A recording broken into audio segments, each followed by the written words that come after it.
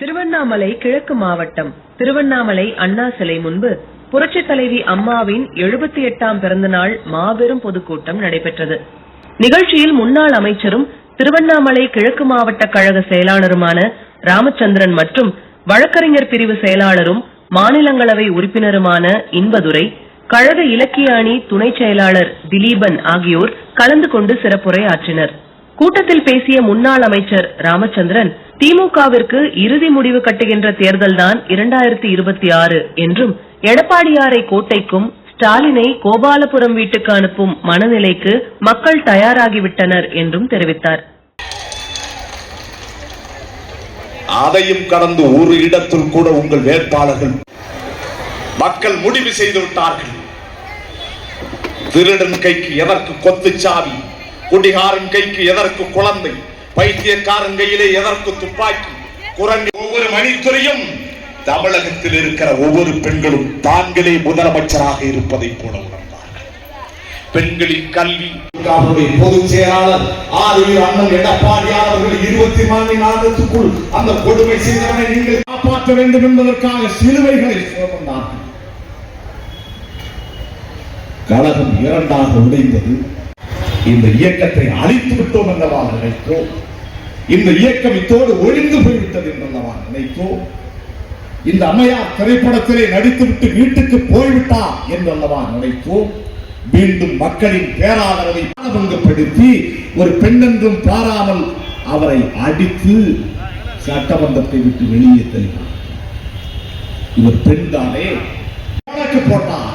ஆனால் புரட்சி தலைவி அம்மா அவர்கள் சட்டமன்றத்தின் வாசல் படியிலே நின்று, சென்னை செயின்ட் கோட்டையின் வாசல் படியிலே நின்று முறை வெற்றி பெற்றால் அடுத்த முறை அவர்கள் கிடையாது.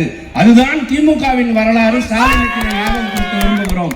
நீங்கள் அடுத்த முறை இந்த 26 2 மாதத்தில் வருகிற தேர்தலில் நீங்கள் வெற்றி பெறப் போவதில்லை. இன்னும் ஒரு படி மேலே, இனி திமுக எப்போதும் ஆட்சிக்கு வராது. அந்த இடத்துக்கு மக்கள் ஒரு தீர்ப்பை தந்து இந்த திமுகவுக்கு ஒரு இறுதி முடிவு கட்டுகிற தேர்தல் தான் 26. நீங்கள் கனவு காண்கிறீர்கள், மக்கள் முடிவு செய்து விட்டார்கள். அண்ணன் எடப்பாடியார் அவர்களை கோட்டைக்கும் ஸ்டாலினை கோடம்பாக்கத்துக்கும் அனுப்புவது, அந்த கோபாலபுரத்துக்கு அனுப்புவது என்கிற எண்ணத்துக்கு வந்து விட்டார்கள். நீங்கள் இதை புரிந்து கொண்டு நாட்டு மக்கள் எல்லாம் தயாராக இருக்கிறார்கள். இந்த தேர்தலில் இன்னும் 2 மாதத்தில் வருகிற தேர்தலில் இரட்டை இலைக்கும் அதன் கூட்டணி கட்சியில் இருக்கிற சின்னங்களுக்கும் வாக்களித்து அண்ணன் எடப்பாடியார் அவர்களை முதல்வராக தமிழகத்துக்கு அனுப்புவது, நல்ல பல திட்டங்களை பெறுவது என்பதில் அக்கறையோடு இருக்கிறார்கள். இன்னும் இந்த திமுக ஆட்சி இந்த 5 ஆண்டுகளில் அம்மா அவர்களும் அண்ணன் எடப்பாடியார் கிராம பகுதியில் அடிப்படை வசதிகளை உருவாக்குவதில் எல்லா நிலைகளிலும் அனைத்து இந்திய அண்ணா திராவிட முன்னேற்ற கழகம், புரட்சி தலைவர் எம்ஜிஆர், அம்மா, அண்ணன் எடப்பாடியார் அவர்கள் உருவாக்கிய திட்டங்கள் தான் தமிழக மக்களுக்கு இன்னைக்கு பயன்பாட்டில் இருக்கிறது என்பதை நாட்டு மக்கள் சிந்தித்து, சகோதரிகளும் தாய்மார்களும் வருகிற இன்னும் 2 மாதத்தில் தேர்தல் வரவிருக்கிறது. இன்னொன்னு சொல்றாங்க, நாங்க மறுபடியும் வரும்னு. சொல்லப்பட்டிருக்கிற திட்டங்கள் மட்டுமல்லாமல் ஏற்கனவே நடைமுறையில் இருந்த திட்டங்களையும் அதனுடைய பலன்களையும் நீங்கள் பெற வேண்டும் என்று சொன்னால் அண்ணன் எடப்பாடியார் அவர்களை முதல்வராக உருவாக்க வேண்டும். அம்மாவுடைய பிறந்த நாளான இந்த நல்ல நேரத்தில் அதற்கான உறுதியை நாம் எல்லோரும் ஏற்று வருகிற தேர்தலில் புரட்சி தமிழர் அண்ணன் எடப்பாடியார் அவர்கள் கோட்டைக்கு செல்வதற்கு நீங்கள் எல்லாம் துணை நிற்க வேண்டும். திருவண்ணாமலை கீழ்பண்ணாத்தூர் தொகுதி வெற்றி பெற்று அண்ணன் எடப்பாடியார் முதல்வராவதற்கு அந்த கணக்கிலே இருக்க வேண்டும். அதற்கு நீங்கள் எல்லாம் பரிபூர்ணமான ஒத்துழைப்பை தர வேண்டும் என்று இந்த நல்ல சந்தர்ப்பத்திலே கேட்டு வாய்ப்புக்கு நன்றி சொல்லி விடைபெறுகிறேன். நன்றி, வணக்கம். சொல்கிறேன், நான் என்றும் ஓட மாட்டேன், ஒளிய மாட்டேன். மீண்டும் இந்த ஜெயலலிதா இந்த சட்டமன்றத்துக்குள்ளே வருவேன். வருகிற போது தமிழகத்தின் முதலமைச்சராகத்தான் வருவேன் என்று சொன்னதை போலவே 5 ஆண்டுகளில் இது என்னுடைய தாய் மடி. ஒவ்வொரு முறையும் பேசும்போது புரட்சி தலைவரை பற்றி பேசாமல் நான் இறங்குவதே இல்லை. இன்றைக்கு புரட்சி தலைவர் அம்மா அவருடைய பிறந்த நாள். புரட்சி தலைவர் கொடுத்த கொடையிலே மிகப்பெரிய கொடை எது தெரியுமா? புரட்சி தலைவி அம்மா அவர்களை நமக்கு தலைவராக தந்ததுதான் அவர் தந்த பெரிய கொடை. இன்னைக்கு தாய்மார்கள் எல்லாம் இங்க வந்திருக்கீங்க.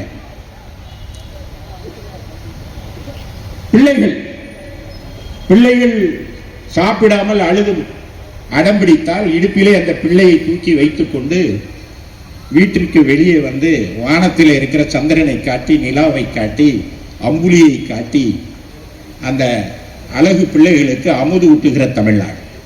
சந்திரனை காட்டி அந்த பார் நிலா, அந்த பார் அம்புலி சாப்பிடு என்று சொல்கிறார். ஆக சந்திரனை காட்டி சோறு ஓட்ட தமிழகத்திலே, சோறு ஊட்டிய தமிழகத்திலே அந்த சந்திரனே இறங்கி வந்து ராமச்சந்திரனாக இறங்கி வந்து சோறு ஓட்ட வரலாறு தமிழ்நாட்டிற்கு உண்டு.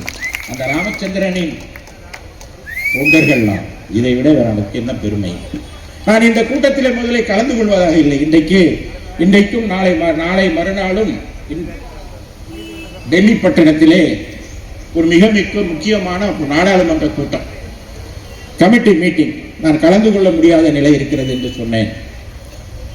எடப்பாடியாரிடம் சென்று கேட்டேன். அவர் சொன்னார், அதிமுக கூட்டத்திலே பேசுவதை விட ஒரு தொண்டனுக்கு அதை விட முக்கியமான வேலை என்ன இருக்கு என்று சொன்னார். ஆக எந்த ஊரிலே பேசிக் கொண்டிருக்கிறேன் என்றால் திருவண்ணாமலை. ஆக அண்ணாவின் பெயரை கொண்ட ஒரு ஊர். அங்கே நம்முடைய இயக்கத்தை உருவாக்கிய ராமச்சந்திரனை தலைவராக கொண்ட ஒரு கூட்டத்திலே புரட்சி தலைவி அம்மா அவர்களை பற்றி நான் பேசிக் கொண்டிருக்கிறேன் என்பது என்னுடைய ஜென்ம சாபல்யம். புரட்சி தலைவி அம்மா அவர்களை பற்றி நான் பேசுகிறது, நான் அம்மாவுடைய அந்தாதி பாட வரவில்லை. அவரை பற்றி 1000 விஷயங்களை அடுக்கிக் கொண்டே போகலாம். நான் அருகில் இருந்து பார்த்தேன். அன்பே சிவம் என்றார், ஏழைக்கு இறங்கினார். இன்றைக்கு அவர் வாழ்கிறார் என்றால் அதற்கு காரணம் என்ன என்றால் ஏழைக்கு இறங்குகிறார். எந்த வீட்டிலும் அடுப்பு எரியாத நிலை இருக்கக்கூடாது என்பதற்காக 25 கிலோ அரிசியை விலையில்லாமல் தந்த நம்முடைய அருளரசி அம்மா. ஒரு வீட்டில் பெண் பிள்ளை பிறந்து விட்டால் அந்த பெண் பிள்ளை வளர வளர அந்த பெற்றோருடைய வயிற்றில் ஒரு தீ வளரும். இந்த பிள்ளையை எப்படி திருமணம் செய்து கொடுக்க போகிறோம் என்று. அப்பொழுது நான் இருக்கேன் தாயாய் என்று, சீர் கொடுப்பேன் தாயாய் என்று வந்து 8 கிராம் தங்கத்தை நமக்கு தந்தவர் புரட்சி தலைவர். அவர் யார்? எங்கள் தங்கம் எம்ஜிஆர் நமக்கு தந்த தங்கத்தின் தங்கம் புரட்சி தலைவி அம்மா. இன்னைக்கு அந்த திட்டம் இருக்கா? இல்ல. +2 படித்த பிள்ளைகளுக்கு 25,000, பட்டப்படிப்பு படித்தால் 50,000 ரொக்கமாக தந்த தலைவர். இறங்கினார், பகைவனுக்கு அருளினார். தன்னை, ஒரு மிருகம் இருக்கு, அதுக்கு நீங்க பாம்புக்கு பால் வாருங்க, அது ஒரு நாள் கொத்ததான் செய்யும். ஆனா மனிதன் என்ன செய்வான்னா, தனக்கு யார் நன்மை செய்தார்களோ அவர்களுக்கு மட்டும் நன்மை செய்வார். ஆனால் இறை அம்சம் என்ன என்றால், தனக்கு கேடு செய்தவர்களுக்கும் தீங்கு செய்தவர்களுக்கும் நன்மை செய்வது தெய்வ அம்சம். அது இறை. அது புரட்சி தலைவி அம்மாவுக்கு. PH பாண்டியன் எங்கள் ஊரை சார்ந்தவர். ஒரு குடும்பத்திற்கு பதவிகளை வாரி வழங்கினார். டான்சி வழக்கிலே அவரை சிக்க வைப்பதற்காக சதி திட்டம் தீட்டியதில் முன்னணியில் இருந்தவர் PH பாண்டியன். அந்த குடும்பத்திற்கு நான் பார்த்தோம். ஆரம் வீரப்பன் அவரை என்னவெல்லாம் பேசினார், காளிமுத்து என்னவெல்லாம் பேசினார். அவர்களை எல்லாம் பதவியிலே உட்கார வைத்து அழகு பார்த்தவர் புரட்சி தலைவி அம்மா. இது எல்லாவற்றிற்கும் மேலாக ஒரு விஷயத்தை சொல்கிறேன்.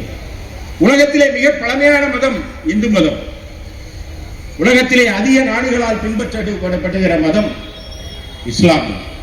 ஆனால் உலகத்திலே அதிக மக்களால் பின்பற்றப்படுகிற மதம் என்றால் அது கிறிஸ்தவ மதம்.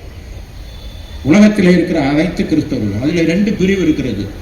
ஒன்று கத்தோலிக்கர்கள், இன்னொன்று புராட்டஸ்டன்ட்கள்.